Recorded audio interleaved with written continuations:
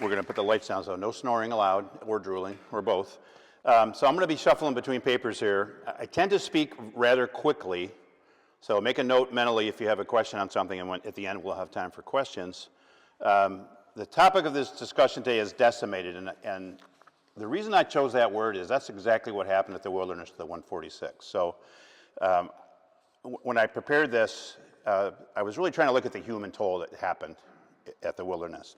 Before we get into that content of what that battle meant and more information about the 146 and my connection to that, and I've learned other connections within the room here to the 146 and to the Wilderness, I have to do my commercial, and nobody told me to do this from OHA, but I always like to give them credit. And Patrick, thank you very much for letting me come and talk today. The History Center was founded in 1876, so not too long after the actual Civil War happened. Has served since that time to collect, preserve, and make accessible the heritage of Oneida County and the Mohawk River Valley. I'm going to read this from the website, Rebecca, I think. From the battlefield at Oriskany to the Boilermaker Road Race of today, from the Native Americans who first called this land home to the farmers and patriots who shaped local and national destinies, Oneida County has a remarkable history, and we're all testament to that here today. The History Center cares for a growing collection of over, it's probably more now, 250,000 documents, books, thousands and thousands of images and photos, and, as we also heard today, many rare collection items that provide additional information for researchers.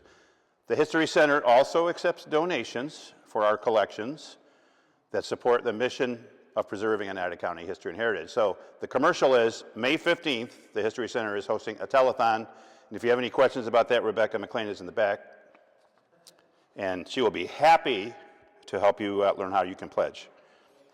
So thank you, Rebecca. Okay, so I am Michael Fischer. You heard Patrick say a relative of somebody. When I speak, usually it's because I have a personal connection to the topic.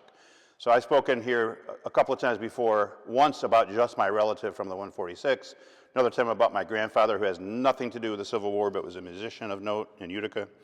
And so I take my personal interests and I turn them into educational material so I learn more about my family and myself and then share it with others. So I am willing to bet there are quite a few people in this room today who are more of a Civil War expert by 10 than I am, but I have learned a lot about the 146 and specifically about the Wilderness. So the big question is, why do I care? The reason that I care is because I have a personal connection to that. So I'm going to spend a few minutes today just giving you a quick overview of that. I'm going to go through those slides rather quickly because I've already presented on that topic here, but I want you to get a sense of why I'm connected to it. We'll talk about the 146 as a unit, and we're going to focus on the 1864 Overland campaign that actually led us to the Wilderness, the decimation that happened there, and then a little bit of aftermath and discussion. I've learned so much about myself through my genealogy work, and I've learned a lot about why my family is what it is today. Good, bad, indifferent, because of the things that happened, and in many cases because of the Civil War. John Fischer is a relative on my father's side. My great-great-grandfather, John Hawkins, fought for Michigan and died, ironically, of starvation in Virginia, not in the battle, but as they were mustering and just simply on the field there of illness. So I've got ancestors on both sides of my family that perished during the war. So that's what we're going to talk about today. So my moment really started with a family history. That's a 4-page handwritten document. It was written about 110 years ago by a great-great-aunt of mine. And what it included at the top of there is a little note about John. And who is John? John is John Fischer. And this is all we knew. Company F, 146 New York, volunteers, born 1841 in Germany, died in 1864. They had the date wrong. He didn't die in November, he died in December. And he died on the way north from Libby Prison. A, he wasn't coming north. And B, he was never in Libby Prison, as far as we know. There's no record that says he was ever there. So when I saw this, and I have, two of my sons have an interest in the Civil War, I thought, wow, I guess I got relatives in the Civil War. I had no idea.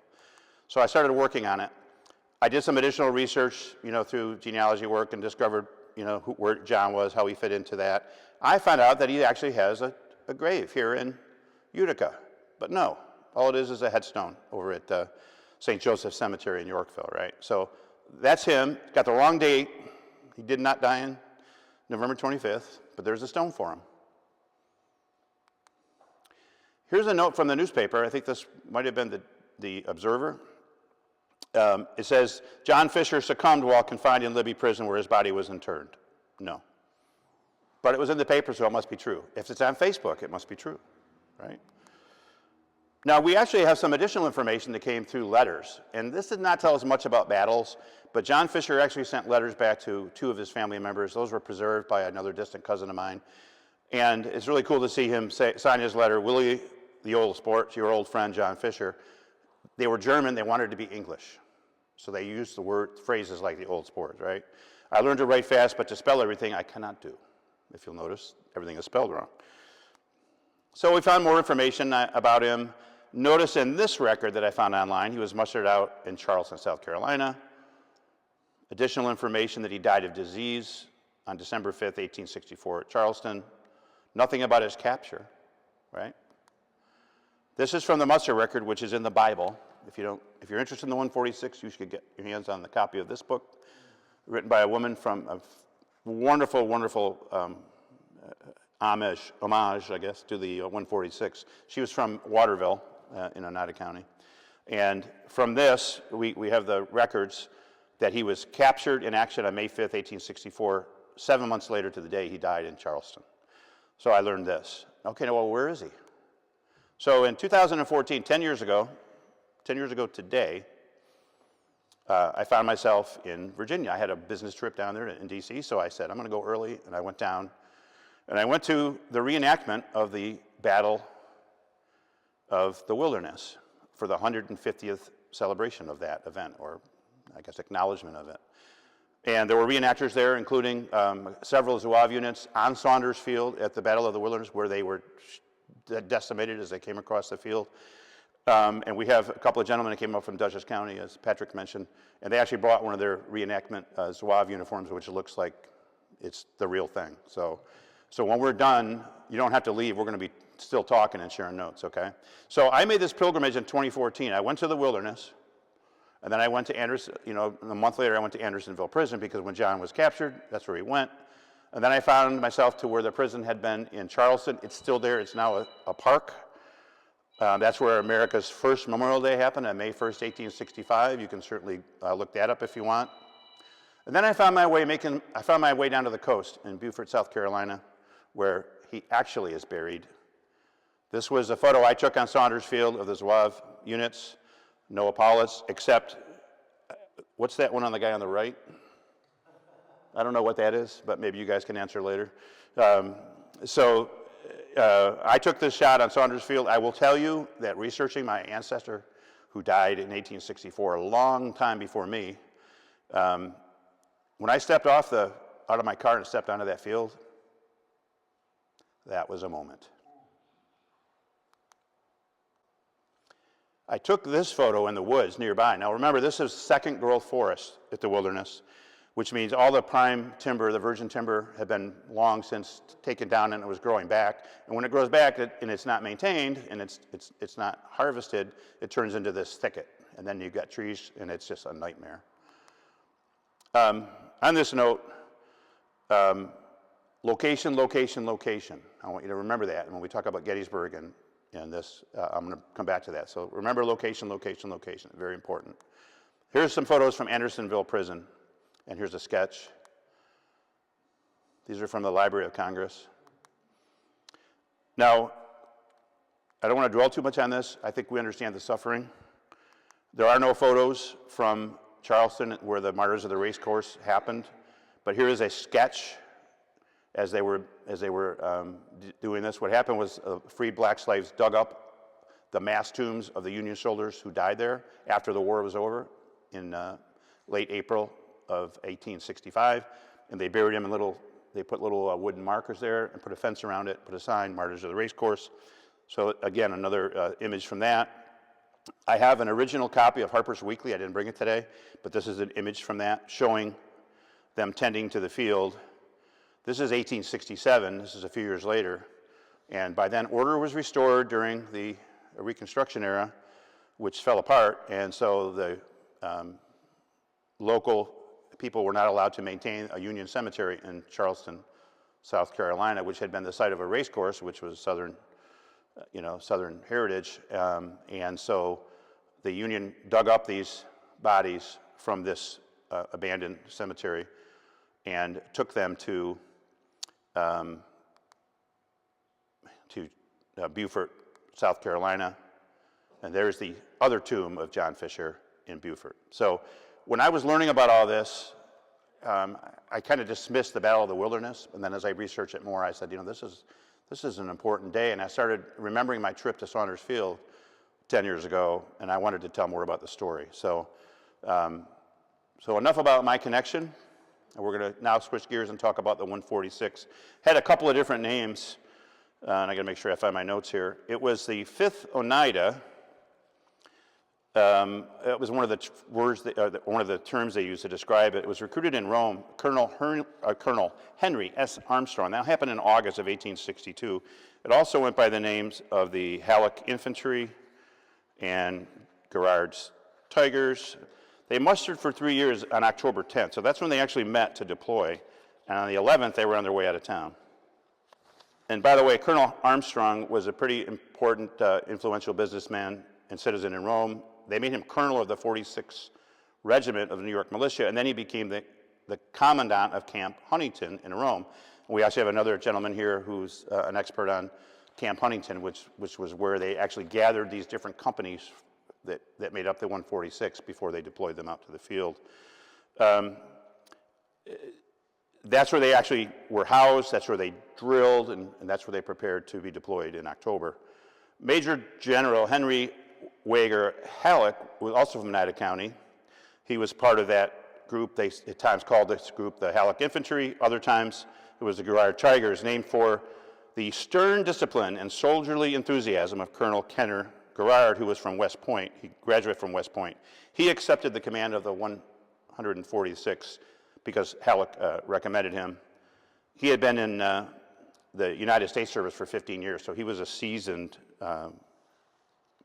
member of the Army.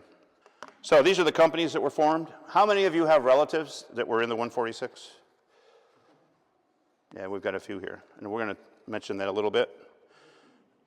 So this is where they came from. I'm going to spend just a minute talking about Garrard. He was actually born in Kentucky, not too far from the Ohio border, and for a while lived in Cincinnati.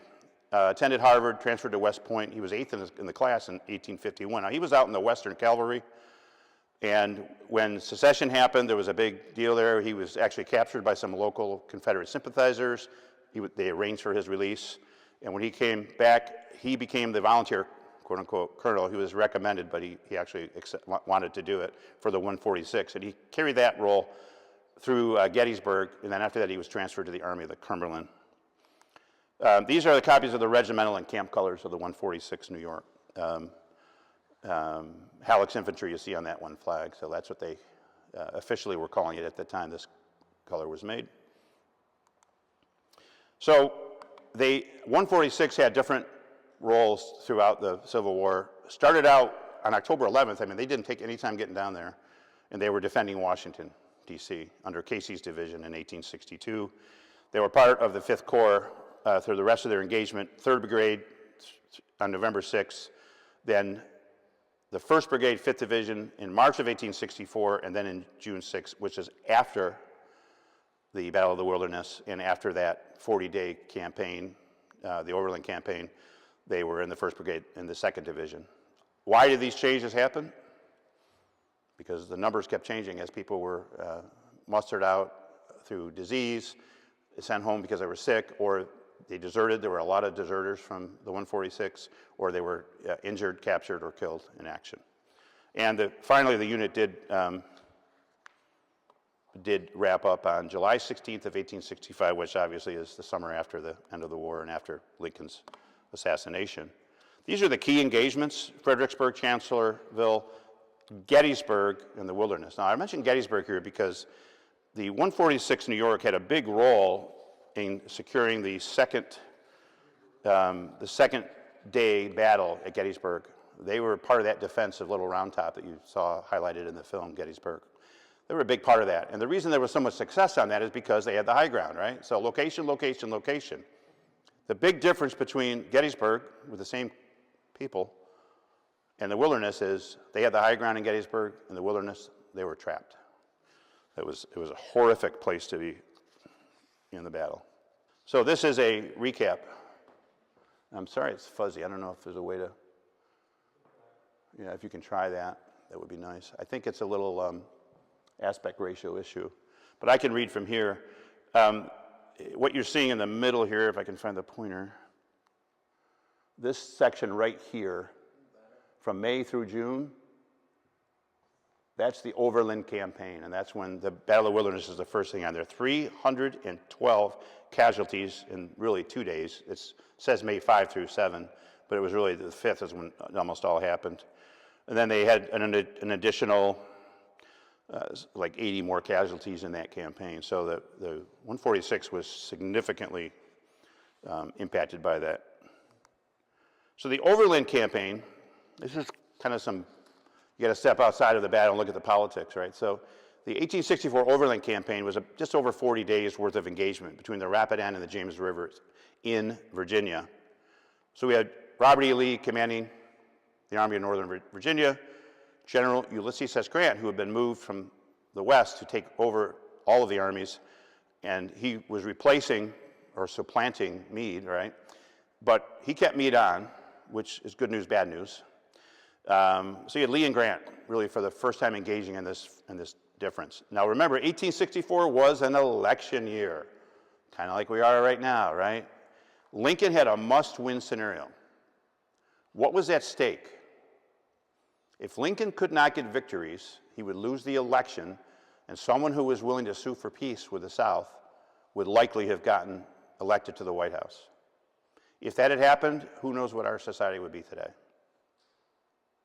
So I can't overstate the importance of this campaign in determining the outcome of the election, which ultimately determined the outcome of the war and the liberation of the enslaved peoples.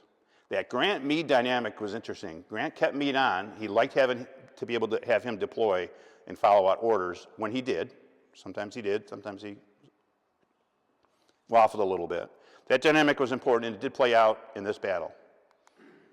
So what was happening? What was Grant's big scheme here? Okay, we got Sherman out in the west. He's going to do his thing. We all know what happened eventually as he came back east through Georgia. So the Army of the Potomac is going to cross the Rapidan and go right at Lee's forces in Virginia. The Army of the James under Butler now was going to move up the James and cut off Richmond to Lee's rear. So they were going to get behind and then head towards Petersburg and Richmond. Sounds like a great plan. And now we've got a general with another group. I can't remember the name of that unit. If anybody knows, you can remind me. Franz Sigel went to Lee's left flank over in the Shenandoah Valley, out towards Warrenton, Winchester, out that direction, right? The whole idea was we're going to cut them off. We will take Richmond. We will take that Confederate capital. Lee will be surrounded with his supply lines either completely shut down or disrupted, and the outnumbered and outgunned Army of Northern Virginia would be defeated. Yay, victory. Unfortunately, things went wrong. So the first thing is, Lee was good. He was well informed. He had good intelligence on where people were. But Meade decided to sidestep Lee instead of going full frontal on him and crossed downriver in this forbidding forest. This is a quote from an account of the battle. This forbidding forest of tangled second-growth trees known as the Wilderness. Lee predicted that. He said he was going to Meade would move to flank rather than attack. He'd face him at Gettysburg, and he knew how he operated. And meanwhile, General P.G.T. Beauregard was able to slow down Butler's advance to Richmond and Petersburg and Richmond. The most important part about what went wrong is what went right, and that is the Union's superior numbers, which should have, math is math, prevailed because, I'm going to say this a couple of times, Grant did not retreat. For the first time, they had a situation where the Union fought and didn't pull back after the battle. That's what happened after Gettysburg. They should have chased them all the way to Florida. They didn't. And so this is how it kind of played out. You'll notice the Wilderness on the top, And then what happened is they kept shifting farther south, eventually towards Petersburg. So what started in this 40-day Overland campaign ended up finding its way south. Little by little, Grant was wearing out the Army of Northern Virginia. So back to the Wilderness Battle. How did that happen? Well, they crossed the dawn of May 4th, 160 years ago today, at Germanna Ford, and they displaced, there were some pickets there, cavalry pickets from the Confederates. So as soon as that happened, now those cavalry reported back to Lee what was happening. So Lee knew where they were, and he knew what to do and who to deploy where. And by the way, there was 162,920 soldiers in that region in this Overland campaign. 101,895 on the Union side, 61,025 in the Confederates. Sounds like a pretty significant advantage. Location, location, location. So they came across, they actually forded across, they waded essentially across, and then the engineers were able to put in a couple of pontoon bridges to bring in additional material and personnel from behind. So Warren, which is where the 146 was under Warren's unit, Governor K. Warren's 5th Corps crosses the ford into the wilderness, and they also had intel that the Confederate infantry was approaching from the west, and Meade ordered Warren to attack. Now remember, they're coming into this horrible ground, this thicket. He hesitated, he blinked. He was worried about about this terrain negating their superiority. He was right to be worried. Unfortunately, waiting only made that worse because it allowed the Confederates to entrench even more. But he overcame his concern. They moved into position near Saunders Field. And if you come out of this wilderness into this field, it's a wide open, it's agricultural field. And Jewell had stationed his troops on the other side of that field, and these guys came out like it was a shooting gallery. So they had already received heavy gunfire when they were coming into the woods and through the woods, and there was some hand-to-hand combat in there as well, face-to-face, horrible. This is the area where Stonewall Jackson was shot by his own troops on the Confederate side, so there was a lot of just total chaos happening in there. The 146, unfortunately, was in the front position, and in minutes, they were cut and mowed down. The total killed, wounding, missing, or captured at this battle, 3 days, 312. For the whole battle there, the total Union casualties were estimated at 17,000. The Confederates lost 13,000. That's horrific, right? Grant did not retreat. When this battle was over, the Union forces had been just shell-shocked by this. But something different happened for the first time. They weren't retreating. They weren't heading back up to the north. And that totally changed their mentality, that totally changed their morale, and that's what fed into the victory that led us to Appomattox. Grant did not retreat. He promised Lincoln he would not abandon the field in any circumstance, and he didn't. So here are some images of that, and without getting to try to have you memorize this map, there will be a test later, right? What you're seeing here is this is where Warren's group came in, and here's Jewell up here.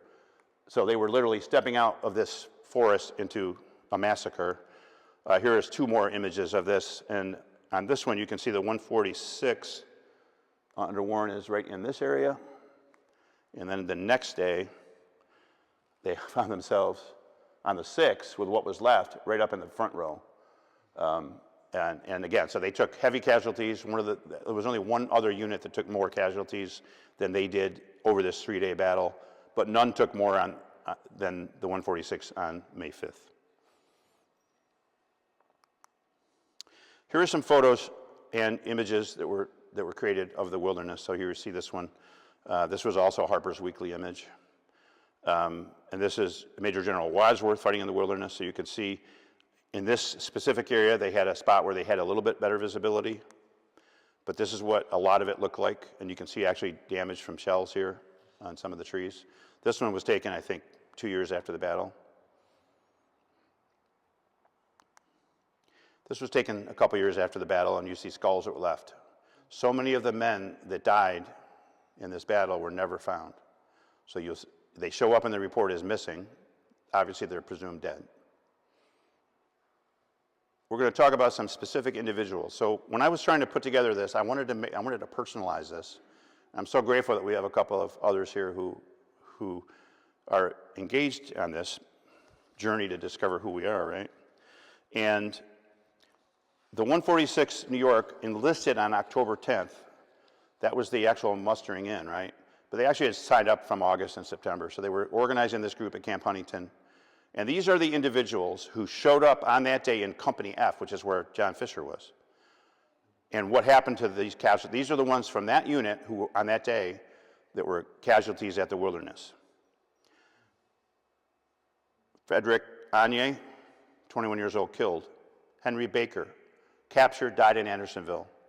Louis Dugal, 25, was wounded, captured, and then paroled. Alvin Dunbar, captured and paroled.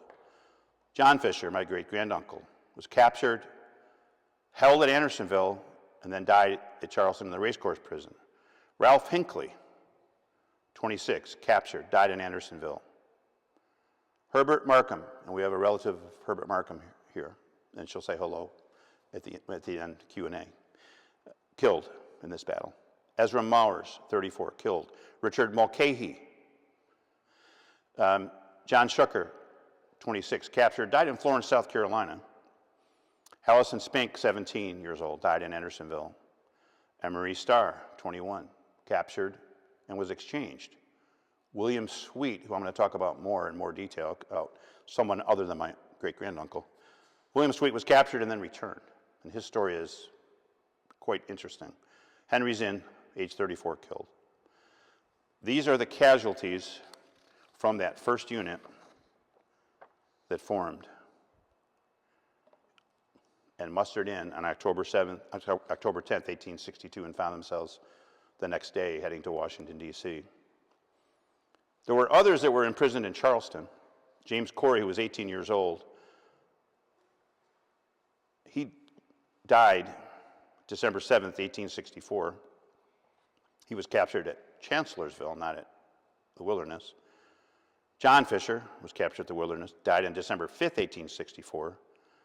3 other soldiers were paroled from Charleston from that prison in December of 1864.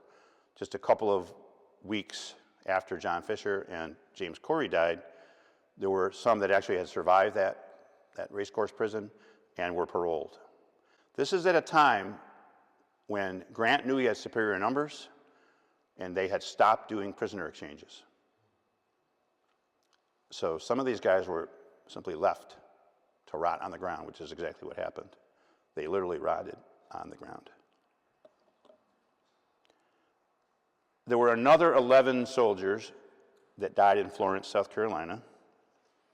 There were 45 more that died in Andersonville from the 146. Something we don't hear a lot about, 223 of the 146 from the beginning to the end, remember, not everybody mustered in 1862, had deserted. So over 200 soldiers deserted this unit, which is, I think, something we don't hear about, and I think we can understand. So Lieutenant William H.S. Sweet, remember I mentioned him a minute ago? He was captured at the Wilderness and then returned. Well, William H.S. Sweet, can anybody guess what HS stands for? Henry Seward. Anybody know who Henry Seward was? He was Lincoln's Secretary of State, but he was so much more. He was governor in New York. He ended up as a U.S. senator. He had been in state office as well. That was William Seward, and that's who William Sweet from Marcy was named after. So he enrolled in September 6, 1862 in Marcy. He was also mustered in Company F on October 10th. He was a lawyer. He had graduated from University of Albany Law School in 1862, so presumably in June. And then here we have, just a few months later, he goes in to serve in the 146, and he was mustered in as first sergeant, so they made him sergeant of that group. And I'm going to try to read from some of this here too. So he went to law school, and then in October he was in charge of Company F. He was actually transferred the next year in 1863 in January to Company B because he was promoted to be a lieutenant. He had acquitted himself quite well in the defense of Washington, but then he got sick. So he actually came down with acute bronchitis, and by the way, I've had the 100-day cough since November. I've been sick since then. Now I'm starting to feel like a human being again, right? So he had the same thing I had, but he was at the point where he could not march. He was essentially unable to move. They gave him a 30-day medical leave. At the end of the 30 days, he was still too weak to come back. He just didn't show up. So he was technically AWOL, but they never went after him because they all knew that he was sick. So the officers let him go. He showed back up, and in June, he was back in charge of Company A and the 146. And then in January of 1864, right before the Wilderness campaign happened that spring, he was back in charge of Company F. So he was captured at the Wilderness. While he was moved to the rear, he had a chance encounter with General Jewell, who had been conducting the assault against the Union forces at the Wilderness. And General Jewell saw that he was there. He saw he was an officer, and he came up to him and he said, "What makes you boys fight so? Your regiment fought like hell." They were surprised at the fortitude that the Unions in the 146 showed, despite being mowed down by that assault at Saunders Field. So he was captured. He was sent to Charleston. Then he went to Columbia, South Carolina. Then he went to Fort Oglethorpe, Georgia, and then eventually to Goldsboro, North Carolina. He was paroled from another place in North Carolina in March of 1865, rejoined his unit and mustered out that July. He was brevetted by the War Department that following October of 1865 for gallant and meritorious service during the war. So I did a little more research on him, and I found a photo of him. This was in the book, the Bible, of the 146. I tried to find this online, and I can't find it anywhere else, so I don't know where. This is a picture of him in his Zouave uniform, no epaulets. And you'll notice there's a cape, and his hat is sitting on the chair to the side there. This was taken by Brady, this photo. Well, the Brady team. Might have been one of Brady's photographers, but it was a Brady photo. Likely taken in D.C. when they were mustering back there. Probably not at the beginning, because he wouldn't have been an officer at that point. Again, another service record that I found online for him. And I found this, September 1st, 1890 in Marcy. On Saturday morning, William H.S. Sweet committed suicide in his barn on his farm by inhaling chloroform. So he overdosed on chloroform on purpose. He was 52 years old. He had studied law, graduated from the Albany Law School in 1862, was in the 146, captain of one of the companies, etc. He actually went to North Carolina for a few years and lived there. One of his sons was actually born in North Carolina, and then he came back north. He was a state senator in North Carolina, by the way, in the beginning of the Reconstruction era. He came back to Marcy, and for 14 years he was working as a farmer, but also doing mail service. This is a lawyer, right? But his health had been bad from some time, and he suffered from insomnia. Now, I know about insomnia, but this must have been a pretty bad case for him to actually take it to that extreme. He left a wife and 4 children. Now, one of his children, if I can find that note, Horace B. Sweet was one of his children.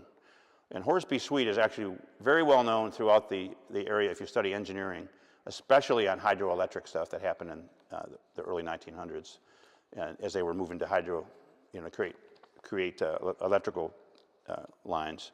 So he actually, one of his sons became quite well known in the engineering community at that time. I haven't researched him too much, but I wanted to see, after I found out about this suicide, I wanted to see, did he leave anything else? Did Sweet leave anything else?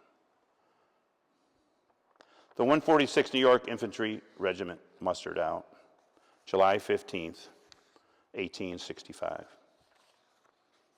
Now, as I was preparing for this, I found a lot of other clippings. I found letters. I found firsthand accounts of the war. And I originally had planned to kind of walk you through some of this correspondence, but I got to tell you, it's pretty graphically horrific. So if you have an interest in this, if you send a note, I'll be on the Facebook, the OHA commenting on the Facebook page on this. send me a note and I'll send you more information if you have an interest in that side of this. But what I'm here to tell you is what I know about John Fischer is that he came down with chronic diarrhea and dysentery at Andersonville, somehow was transferred to South Carolina, and he laid outside in a field in Charleston, South Carolina, until he died. Literally, just laying outside in your own filth. There are reports from after the Battle of the Wilderness where some of the soldiers that were injured during that war, they couldn't leave, they had just been left behind, were just hanging around, and they had wounds. Their wounds were infected by insects. They had nothing to eat. They were half naked because their clothing had been worn and torn. And I don't think I can overstate the human sacrifice. I'm trying to think of a better way to say it. The sacrifice, it's an unknowing sacrifice, because you have to remember when these guys went over to Rome and signed up for the 146 in 1862, they thought they were going to a victory parade. No one thought this war was going to run until 1865, least of all Abraham Lincoln. And because it took them that long to secure the surrender of the Army of Northern Virginia, they paid a toll for that. Every day was a loss, but no loss was greater than for the 146 than the Battle of the Wilderness. So with that, I think we can have discussion. Questions and comments, but discussion. So I want to start with Camp Huntington, since that's the beginning. So Lynn, can you just share just a couple of thoughts about how your research on Camp Huntington, how that happened? Camp Huntington was, as you mentioned, 146 was the 5th Oneida. So for Oneida County, they already had 3 1st, 2nd, and 3rd Oneida. So Camp Huntington was started for the 4th Oneida. And when the 4th Oneida finished their training, and the 5th Oneida, the 146, was brought into Rome. That was their basic training. Camp Huntington was 4 quarter blocks, 2 full city blocks. So they, and an interesting thing about Camp Huntington was it was named after one of the Huntingtons that promoted it. And after it was no longer used, Camp Huntington was disassembled, all the buildings, and they were relocated that next year in Utica for the state fair. Wow, that's a great little known fact. And we also have have another relative. Yes, my great-grandfather in company C. Company C, and his name was Alan Watches, correct? So you have a direct line. So again, maybe you've researched him more. When I looked at his record, I didn't see, they didn't report on what happened to him after the capture and how he was paroled and how that all played out. Do you have any other information on that, or is that another project? He was injured and captured at the Wilderness, put in a cattle car, train, taken down to Georgia, and he was paroled. And he survived the Civil War, came back to Utica, New York, married 3 times, outlived his first and second wife, and by his trade, he was a paper hanger. And I thought that was pretty unusual, but I researched a lot of Utica papers, and back in the classified ads, there was column after column of painters and paper hangers. Yes, my family has the Fischers and Servatius and Hamlin's that were on the Varick Street area, and actually had a wallpaper shop, which, by the way, they sold wallpaper, and they did plastering, and also sold Catholic goods because they were right across from St. Joseph's, right? So they had like 3 stores going at once there.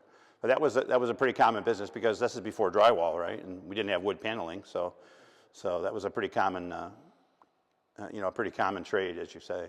One of my relatives was a builder, so all of his relatives formed different trades and worked for him. John was actually employed in that before he went off to the Civil War. He was actually working as a carpenter for his older brother Michael. Other comments or questions about your relatives? Yes, ma'am. Sorry, I don't have a relative. I had a question about the Zouave uniform. I was just curious about that.